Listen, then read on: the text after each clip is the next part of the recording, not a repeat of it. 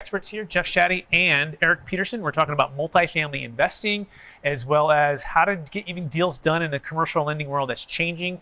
I want to start with Jeff Shaddy. Jeff, you're with Marcus & Millichap Capital Corp, and you've been in the business for a number of years, and I consider you a Hall of Famer. We had a first chance to meet back in 2010 when I was at Marcus & Millichap here in Sacramento, just a few miles away. And I learned quickly that experience is something you cannot trade for anything, especially in these high and low markets. At that time, the market was changing rapidly with values and people and the great kind of recession, right? I'm curious, what are you seeing that's different or the same? And what's the best way, the best secret to getting deals done in the commercial lending world that we're in right now? Good, I appreciate those questions because I think the most important thing that we're seeing out there right now is, as you mentioned, things are changing. The things that are changing are really real estate interest rates. And there's a big hit right now in commercial real estate interest rates.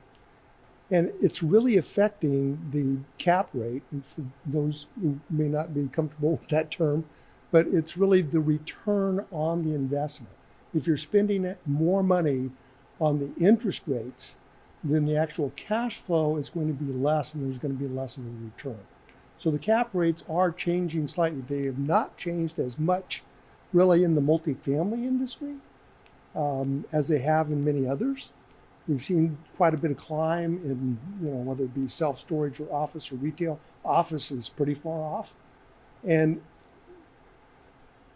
what I'm hoping and what we are seeing is that hopefully this pressure to change as far as pricing is concerned is going to slow here in the near future.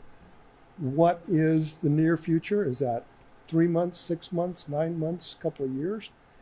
It could be as short as less than 6 months, maybe even 3 months, that we're going to see that pressure come off a little bit. Good answer. And as far as kind of the changes of '08 to now, and where we might be with this change, what's your feel for just inflation and or the recession that we're already in and we're going to be in? Kind of just give us your, what inning are we in, if you will, of the economy, interest rates, inflation. It seems it's so hard to know, but what do you think about that? Well, we've had somewhat of an inflationary environment for the last couple of years, and everybody tries to pin it on government spending. Maybe that's it. But bottom line is there's a lot of money in the system, and it pushed up the prices. And Jerome Powell, who, frankly, I listen to his speeches whenever I get the chance, has really tried to hold that back. And I think he may have cured the problem in the long run. We don't know. At the moment, we're at 350 on a 10-year treasury. It wasn't, but just a couple of months ago, we were at 429. That's almost 80 basis points. So we're down 80 basis points already. The 50 basis points that is really expected to happen tomorrow is pretty much assumed, and it's built into the market. So it really isn't going to affect much out there. It's what's going to happen February 1st, which is the next meeting, or March 23rd, which is the meeting after that. And it could be another 50 basis points on February 1st. And if it is, we expect it to pause there and maybe no increase in March. Or 25 basis points in February and 25 basis points in March. Whatever it is, it's kind of a major slowdown because we are seeing a serious effect in the market right now. CPI numbers came in today, and the year over the year, everybody's going, well, it's great. It's 7.1 versus 7.3. But the real numbers to look at is what is the month over month. The change was 0.1%. Annualized, that's a 1.2% inflation rate. Things look like they might be getting better. I've been telling everybody, I have to give a chat to about 85 people every Monday morning on our region at Marcus & Millichap.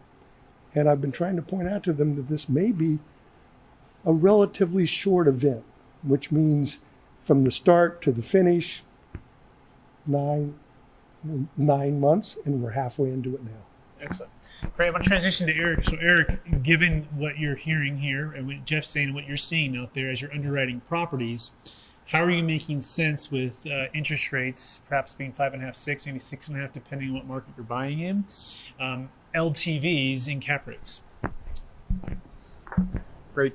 Thanks again for inviting me. It's such a privilege to be here and be a thought leader on all this. And so as we dig into deals this year, much to probably Jeff's chagrin, we're trying to find deals that are loan assumptions, not new loans out there. There's plenty of product out there where owners have plenty of built-in equity, and they're looking to reposition that capital or maybe on the asset for decades and put on a very solid accretive loan in 2020 in a great time. So we're looking for deals like that. If we are putting fresh debt on the deal, that asset's got to have a ton of value add. We've got to climb out from the negative arbitrage pretty quickly in order to get cash flow positive, as Jeff was alluding to. Today, back to fundamentals, looking at cash on cash, looking at conservative underwriting from a rent growth perspective. I think those are items that we are trying to employ within our models and still be successful over the next short-term period. Yeah, I don't know if you have like a live deal or when you looked at recently, or even I'm hearing rumblings of people that maybe made offers 6 months ago and lost out when people were hundreds of thousands to millions of dollars, like a $30 million asset you would have bought for $26 million, and you lost the deal, and you're like, I don't know how that person even got to those numbers, and I just couldn't make sense of it then. And now those deals either never closed, and now there people are coming back and saying, well, would you buy it at 26? And you're saying, no, with interest rates from 5 at the point, now it's 6.5, my number might be 23 now. So do you have like a live deal where you can maybe share, or a deal that was missed out on? The seller could have made a deal, but they didn't? Yeah, absolutely. There's a deal in Denver. Actually got to a PSA in not the most opportune time. Interest rates were changing, debt was unsettled. So we had to have that difficult conversation that we were in a changing market, and that value is at least 5 to 10% different today. Now, once again, there's still a great story with the deal. The deal has a lot of value add. We can reposition the asset from a rent perspective, put in our Sequoia Equity secret sauce with management, and it's going to be a great deal if we can have an eye-to-eye meeting with the seller on value. Yeah, and to the point on management, I think it's really important to realize that it's not just the deal you buy, it's the team to execute the strategy, right? It's always about team. And of course, you got to get the basis correctly, and you need to have the fundamentals correctly, but the management on the ground. So things are changing, right? And talk about experience like with Jeff with lending and getting through deals, which we're going to talk about. Some hair on some deals you're seeing now and how we're getting around that. Creative ways to protect the bank and the borrower.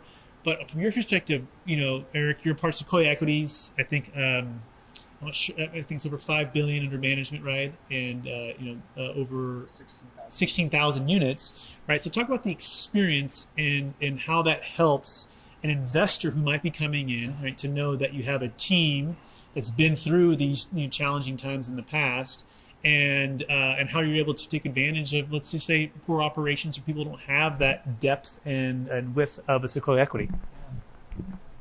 Great question. So this isn't our first rodeo. We've been through numerous cycles. Belt tightening is something that often happens in downturns.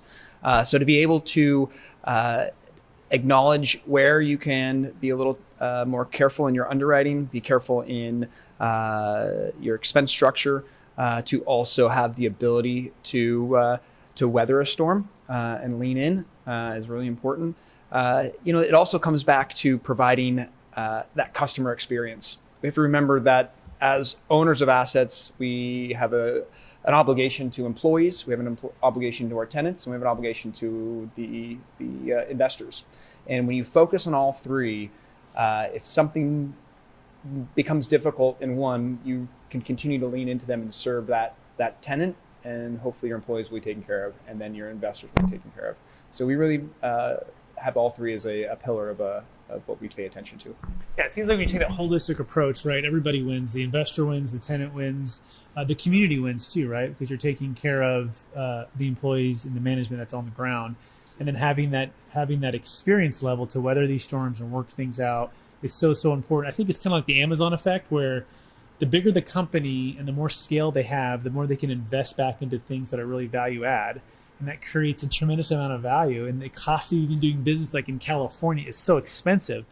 let alone with loans, Jeff, right? And the value of like something like Marcus and Millichap Capital Corp to be able to go out and find the best lenders. But more than that, you guys understand the intrinsic value of real estate, right? You have that expertise. So talk about the value of like a Marcus and Millichap Capital Corp and how you guys are sourcing capital to get these deals done.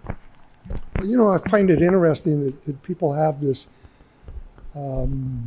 inspiration or intent to try and go out and find financing for themselves. And frankly, whether it's be a residential home or a larger commercial property, there's so many. I mean, there's over 1,000 lenders across the country that are active in commercial real estate lending.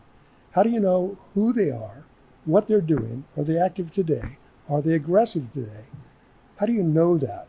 Well, I don't want to necessarily say the only way you can do that is with a larger organization, but sometimes that's what happens. We've got hundreds of people checking with these thousands of lenders every week.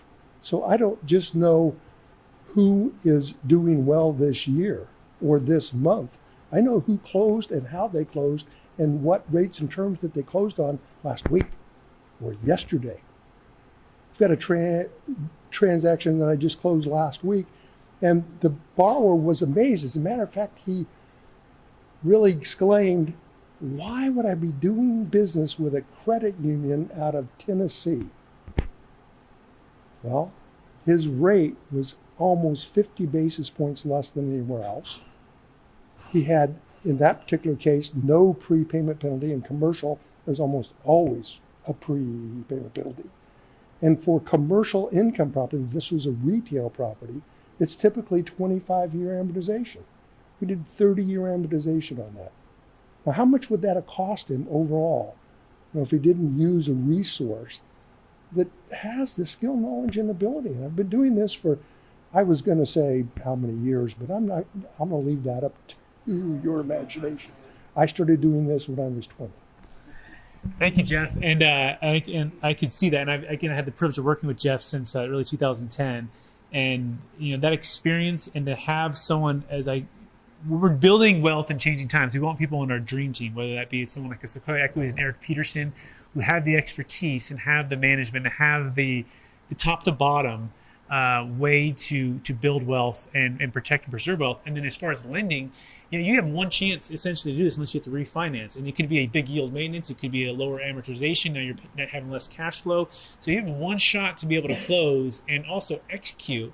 And so to have that advocate on your side to vet and be able to deliver is invaluable for people. So Jeff, let's talk about assumptions of loans, right? Because I think a big part of where people are looking, like Eric mentioned, if I can find someone who did a 2020 loan, and it's an assumable loan, and it's still fixed for, let's say, three or 4 years remaining, that can be gold.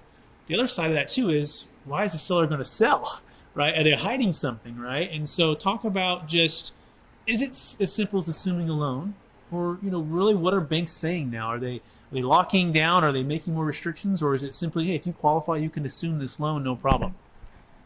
Some of the ramifications that are involved is, number one, most lenders in their loan documents have an acceleration clause. So, as you well know, you try and put a second on that without their permission to do so, they stop that. Okay.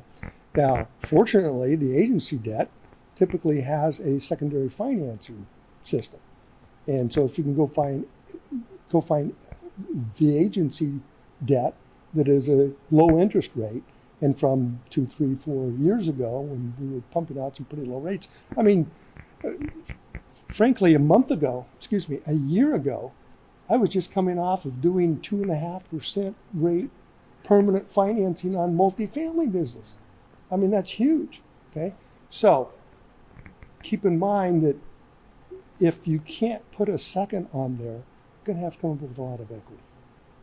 And if you find those jewels, your equity now could be earning what the cap rate is instead of having negative leverage.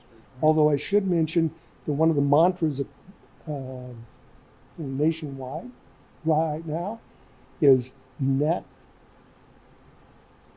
flat leverage.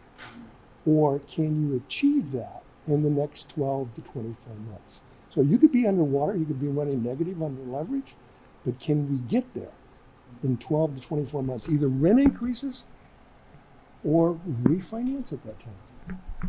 Yeah, so Eric, talk about that again. Make sure people are getting that. When you're underwriting these deals, right, and you used to be able to borrow, let's say 3.5, maybe 3 or even 4, and now you're at maybe 5.5, 6, 6.5, 7. And your cap rates, the sellers seem like they're still in a lot of them are 2022 pricing, and or they have a great loan and a great property, and they're not wanting to 1031 exchange into a higher interest rate. And when they have a great opportunity here, so we're in kind of a little of a standstill. Transaction volume has gone down, has stalled a bit, and sellers are reluctant to sell. So what are creative ways that you're walking in to try to win some of these deals? Oh, wow.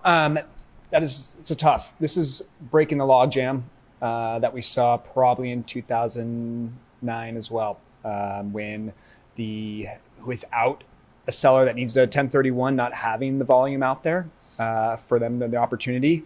I think, candidly, the Deferred Sales Trust is an amazing opportunity for someone who wants to take their chips off the table at this time. We are using that as a tool to support sellers as an opportunity for them to cash out and defer some of those taxes, and then wait for that next opportunity in the marketplace, if we like their asset, of course. The other is just really finding the loss to lease on a deal, and this is that value add aspect, really trying to see where we can capture the upside on the NOI from that end. So. Yep. No, yeah, thanks for sharing. For people who don't know, the Deferred Sales Trust is an alternative to a 1031 exchange, which allows people to defer capital gains tax on really any appreciated asset. It could be a primary home, business, cryptocurrency, but especially investment real estate, where you don't have to suffer the time consequence of a 45-day window to identify and 180 days to close. It's an installment sale that's coupled with the trust, but it gives that flexibility to the seller to diversify their wealth and then redeploy it when it makes sense back into syndication deals like with Sequoia Equities, back into the stock market, back into their own deals.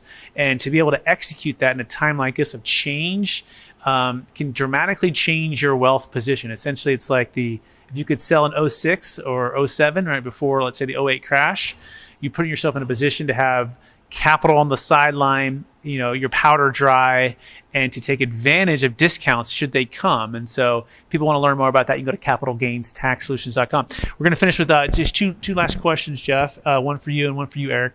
In today's marketplace, what would you say the number one secret would be for a buyer who's looking to get financing, right? And it could be the same as it's always been, but especially right now, what do they need to make sure that they have in order? And what are you wanting to see, before you present them to a bank to purchase that property? But the age-old thing you hear from every banker is, what does your financial statement look like? Okay, that's fine. But one of the things that I really would like to stress at the moment is quotes can be anything you want them to be. People can quote anything. But if it doesn't close, it doesn't make any difference what they quote. It really doesn't. And that's the trick, is knowing who's closing out there and who's not. And we're getting all kinds of stories. Right now, about a third of the lenders, to be honest with you, are out of the market. Have you heard about that? Has that been in the newspapers? Not really. And another third, oh yeah, we're in the market, but they're really not. And then there's a third that are trying to take advantage of the situation because they see this as being short term. And they're going to build their portfolio right now off of this situation that's happening. So if everybody's telling you they're in the market and the news is not telling you that the lenders are going away or have gone away, you really need to ferret out what's really happening. You need to ask, whether it's me or a lender or whoever, what have you closed lately? Perfect. Certainty of execution is so important. So last question for Eric. Eric, what's the number one secret for an investor who might be coming in and looking at different operators, different syndication groups to partner with? What would you say that you would want to make sure that they are asking good questions on and really focused on right now? Yeah, I think from experience level, it takes a group that's vertically integrated. It's a key term in the marketplace, overused by a lot of groups, but validating what vertically integrated is. That means having construction services in-house, investor relations in-house, HR in-house, property management in-house, all the various aspects that it takes to operate that asset is really important. So I would say vertical integration is key. Excellent. Hey, I want to thank Jeff Shaddy and Eric Peterson. Jeff Shaddy with Marcus and Millichap Capital Corp. You can contact him by looking up Jeffrey Shaddy at Marcus and Millichap Capital Corp. And you can look up Eric Peterson by looking Sequoia Equities. Also, he's on LinkedIn. And I want to thank you guys for being a part of the Building Wealth in Changing Times. Your expertise means a lot, and I'm sure it added a lot of value. Let's give it up for Jeff and Eric.